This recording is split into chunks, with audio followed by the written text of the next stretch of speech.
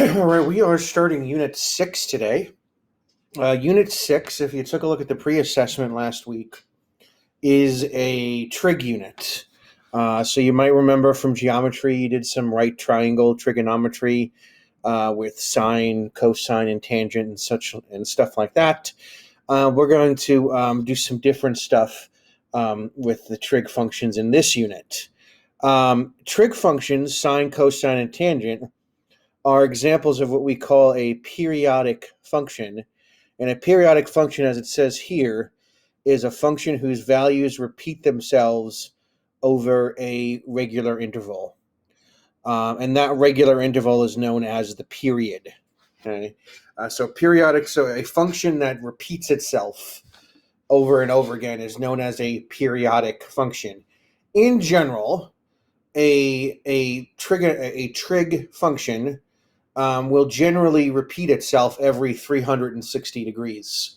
The values repeat themselves over and over again. Now, obviously, we can manipulate the functions so that they repeat themselves less often or more often, but in general, a trig function will repeat itself every 360 degrees, which is, of course, the length around a circle, 360 degrees.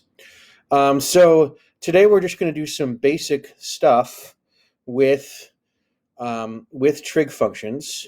So let's take a look at the examples.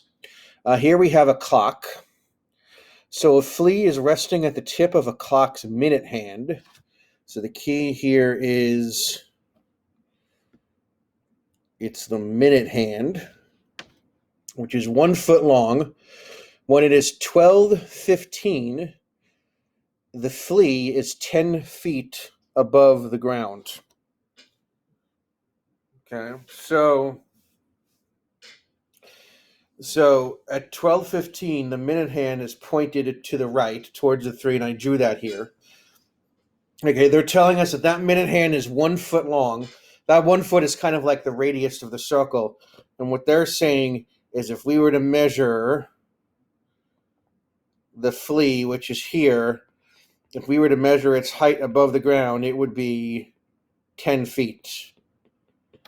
10 feet above the ground. So obviously the clock is mounted on a wall, and the point of that minute hand is 10 feet above ground.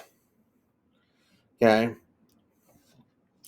So what we're going to do is we're going to calculate how far above the ground the flea is at different intervals. Okay? So what I'm going to do is I'm going to make a table here. So we're going to do time, and we're going to do height. And we know at 12 o'clock, the height is 10 feet. And we're going to fill in the rest of these intervals here. Okay. And I'm mistaken that at 12 o'clock, we don't know what the height is. So let's fill this in here.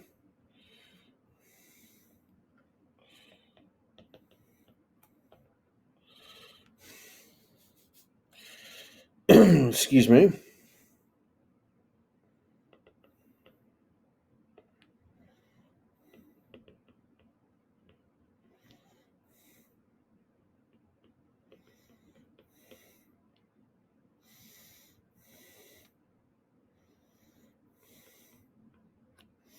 All right, so we know, let me change the color here.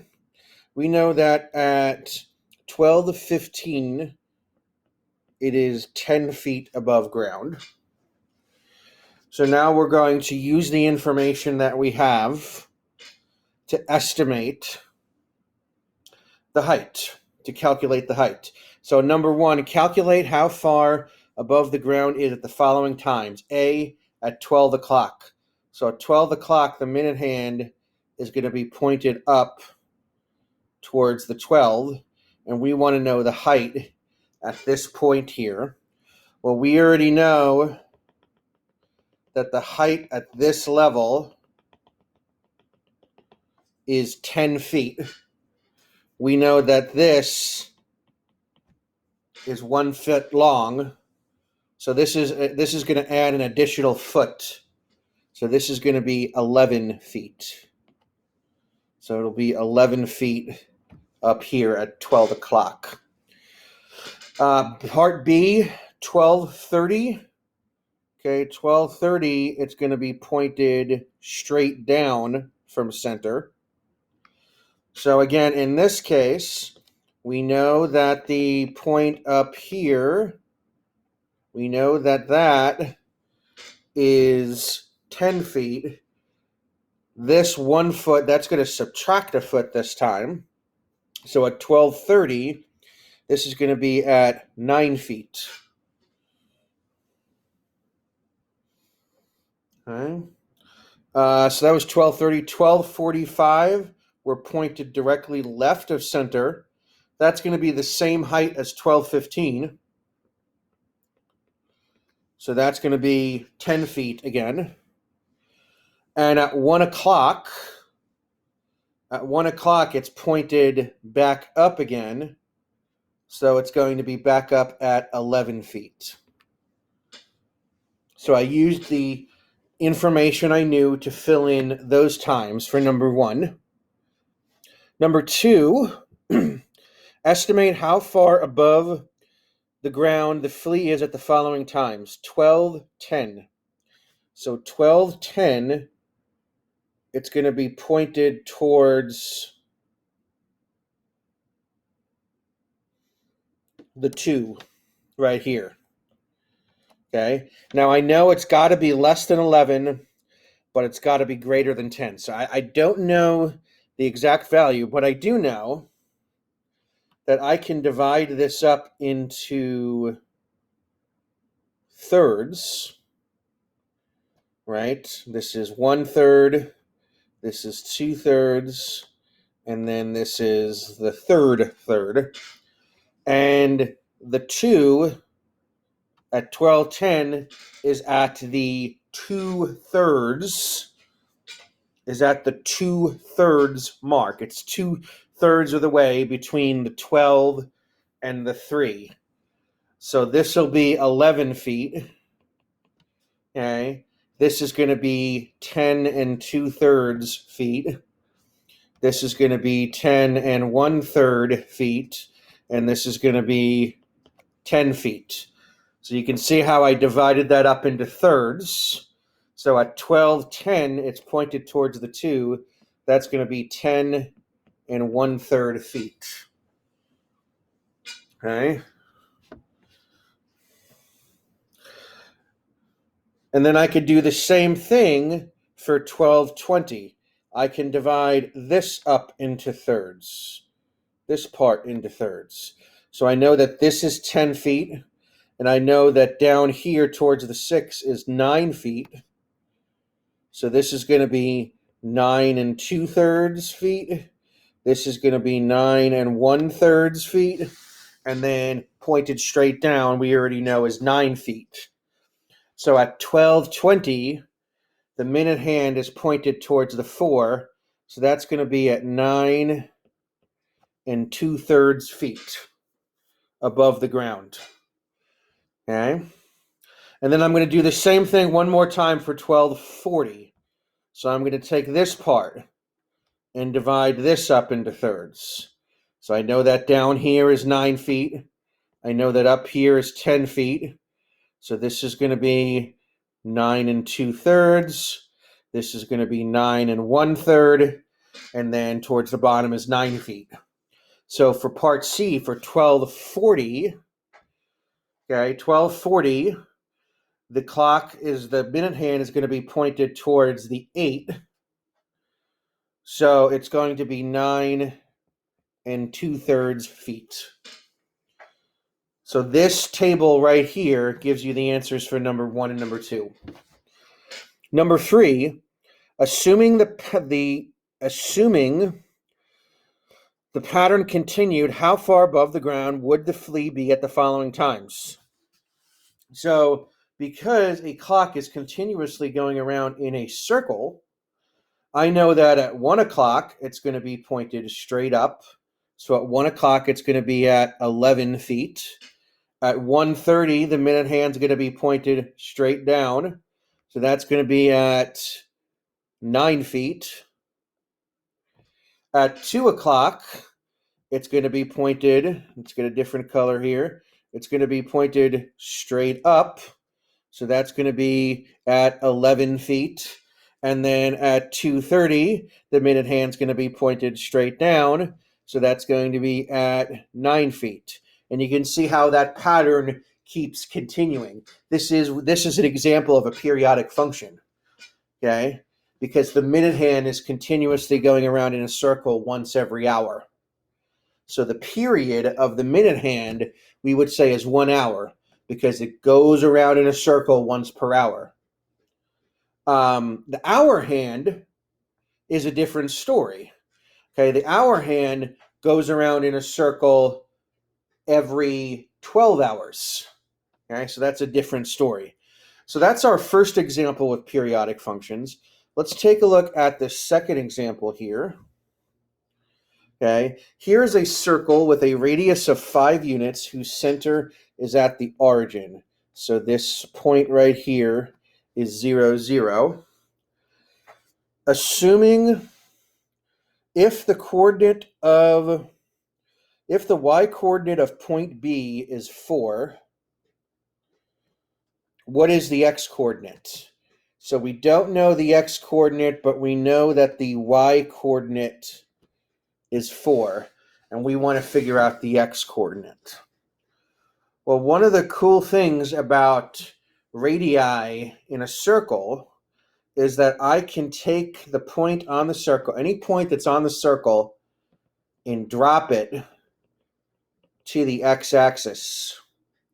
And when I drop it to the x-axis, I create a right triangle. Okay? And because of that, by creating a right triangle, okay, the distance on the x-axis is your x value, and the vertical distance on the right triangle is your y value. In this case, that y value is 4. So I know that the radius is 5, so that's this right here. And I know that the height, or the y value, is 4. The vertical distance is 4 because it's the y value. Now I can use the Pythagorean theorem to figure out the x value right here. So this x value right here, I can use that to figure it out. So let's use the Pythagorean theorem.